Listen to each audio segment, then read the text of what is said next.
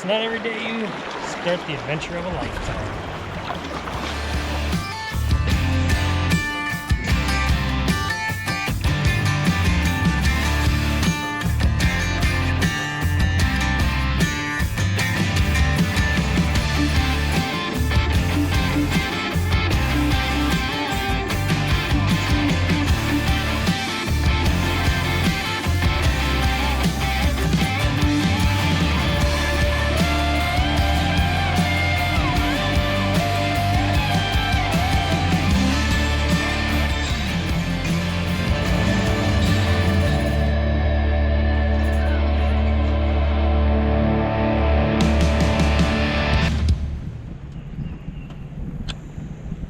Good morning, everybody. I believe it is day 46. Just thought I'd start the shot off with a whole bunch of dragonflies. There's a ton of them out here. That's good. That must mean there's no flies, because these guys destroy flies.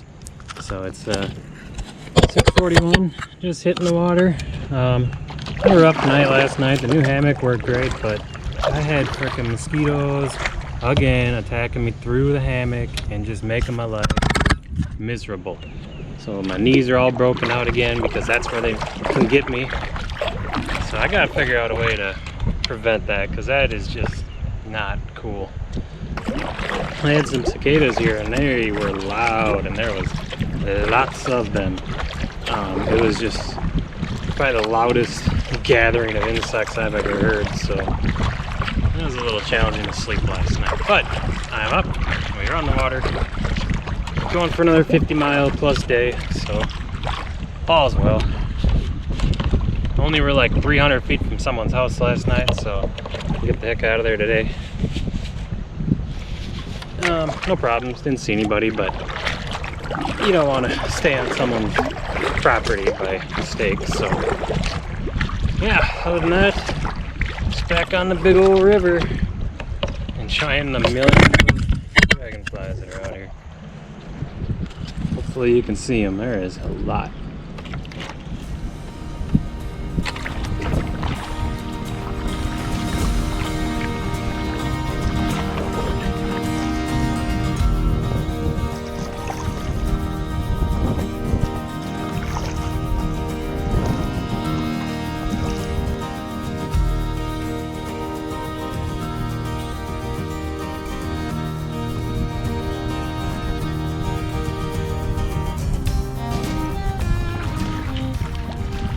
A few hours into the day, I finally find the cause of all the wind we had been dealing with. Well, no wonder it's so windy. They got the fan blowing right on us.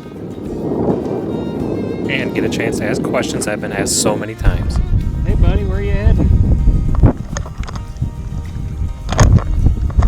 Hey buddy, where you heading? Going to the Gulf?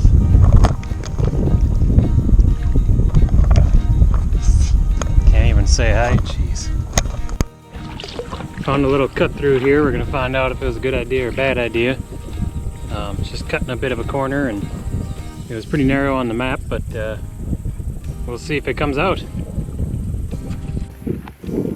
Alright, so we're getting to a pretty cool spot here. We're on this little back channel cut through here, trying to cut a corner and save some miles. We are just leaving Missouri, so our new bordering states now are Tennessee and Arkansas. So that's pretty cool. We really, again, just making progress on the map every day, it seems like. So we'll be in these states for a little while, and yeah, so that just leaves Tennessee, Arkansas, Mississippi, and Louisiana. Little old cut through reminds me of the good old river, I'll tell you. You could paddle across it in under a minute.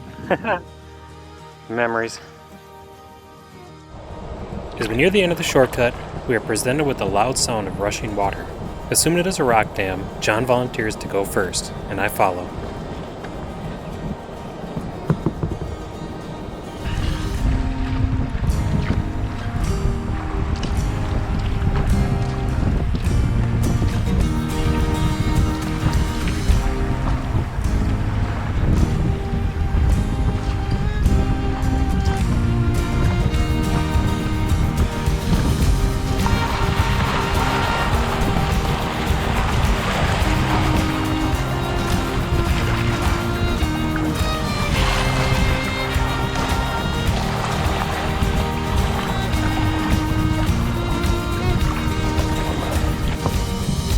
think it washed right over the top of my solar panel.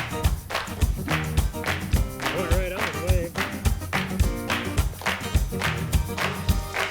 The water levels this year were high enough to allow us to pass through with no problem.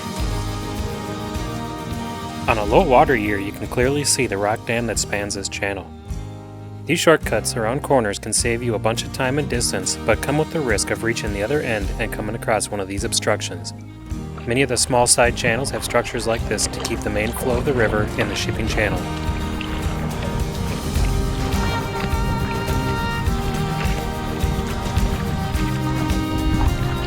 Ooh, one of the last turns before Osceola, Arkansas.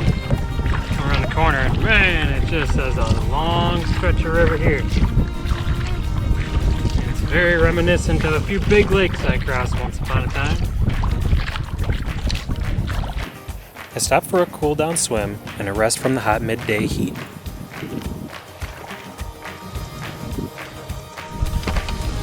I was trying to pull crap out of the river and I saw this and I was like, geez, I'm not gonna take a frickin' bag of apples down the river with me, but what I can do is dump the apples out and at least get this net out of the water. So the apples will be fine, but at least we got this net out. So we are closing down night number 46. Holy crap, 46. I don't even remember. I know I said the day number this morning, but I don't remember.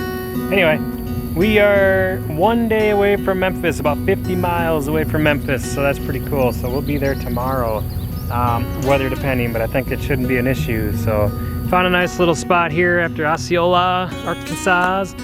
There's a lot going on across the river. It's obviously a barge loading area of some kind. They've been back and forth pretty much since I got here. See if we can get that thing to focus in. So yeah, they've just been loading, unloading, pushing back and forth. Lots of barges coming up the river, down the river. They're actually loading and unloading the barges over there, putting some kind of substance into them that creates a nice fine powder and blows across the river and stinks. So doing my nightly chores. Nightly chores include filling up water bottles, getting my snacks ready for the boat for the next day, setting up camp. As you can see, the hammock is up again, and I got all kinds of crap hanging on the ridgeline. I got some clothes I'm trying to dry out. Loving the hammock. Again, mosquitoes are biting me right through the hammock, and they always get me on the knee. Those are all mosquito bites. Stupid things, but there's not a lot I can do. I mean, I bug spray the hammock, I bug spray my legs. Tonight I'm gonna wear pants, even though it's, 90 some degrees with a low of in the mid 80s. But this is what camp looks like tonight. So it's kind of a cool area. It's sandy, a little wet, but it's doable. And yeah, just a tree-filled sandy area. It's nice. You can get a shot of the sun way down there. So it's been really nice. I didn't have the sun in my face the whole time I was at camp.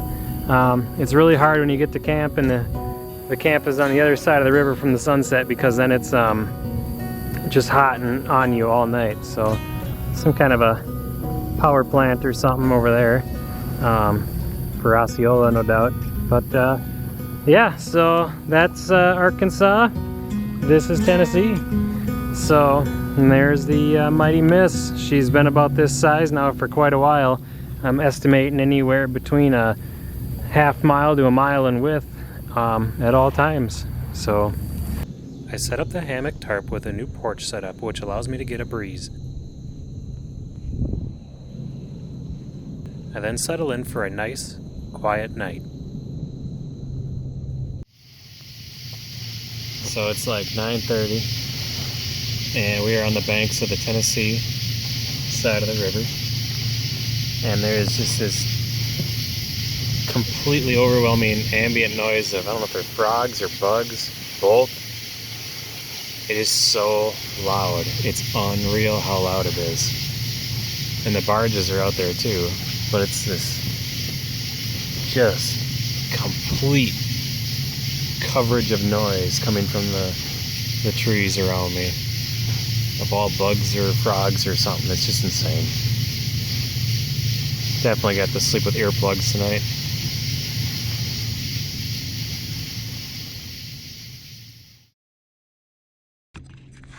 Good morning, welcome to day 47 on the Mississippi River. Good night. It's 6:26 in the morning. We are underway. The breeze picked up last night, which was really nice. Cooled me off, cooled the hammock off, kind of got rid of the mosquitoes a little bit. I didn't get bit up as bad. But yeah, we're on our way. Gonna try to make Memphis today. Stop and see Dale Sanders and sign the Wall of Fame. About 47 miles from where I'm starting, so it doesn't at this point seem like too long of a day, but it's supposed to be hot again, and the normal things to deal with.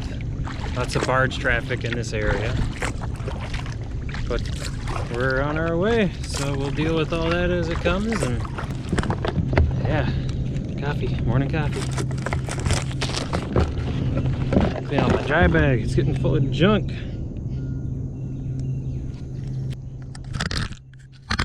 Beautiful morning out here. Birds are chirping, water's calm.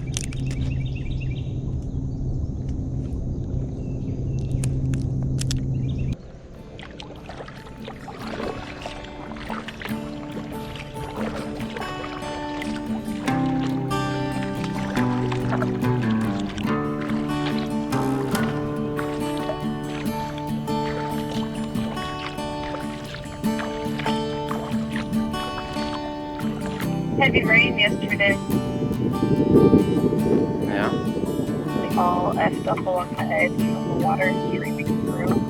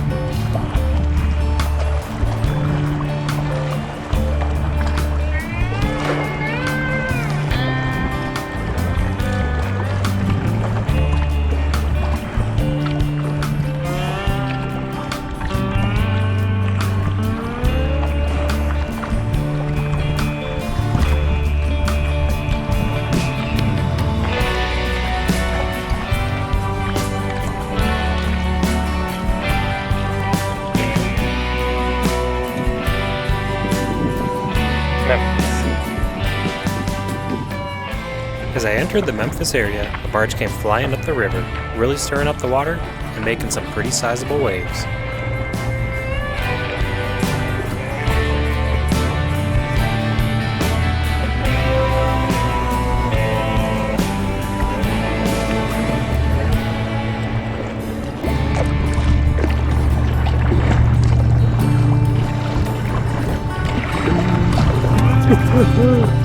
Easily going over waves bigger than me.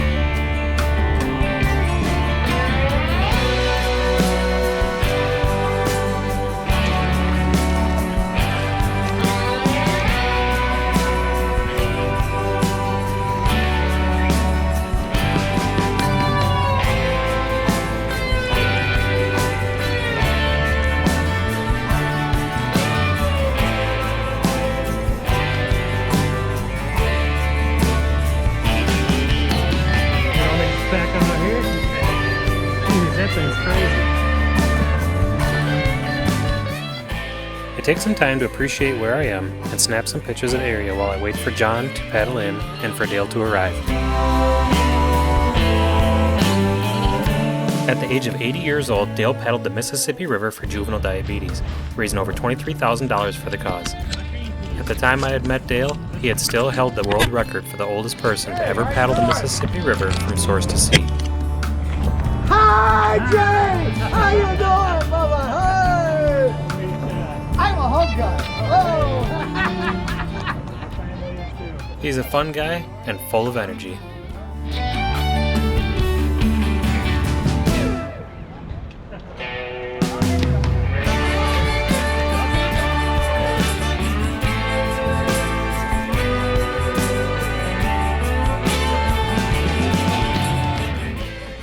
Heading out, we pass by the famous Beale Street.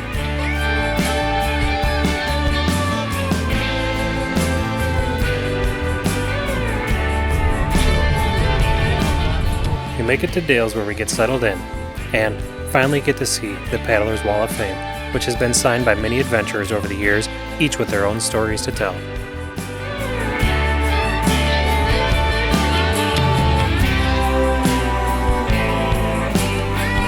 And at long last, I get the honor of adding my own name to the wall.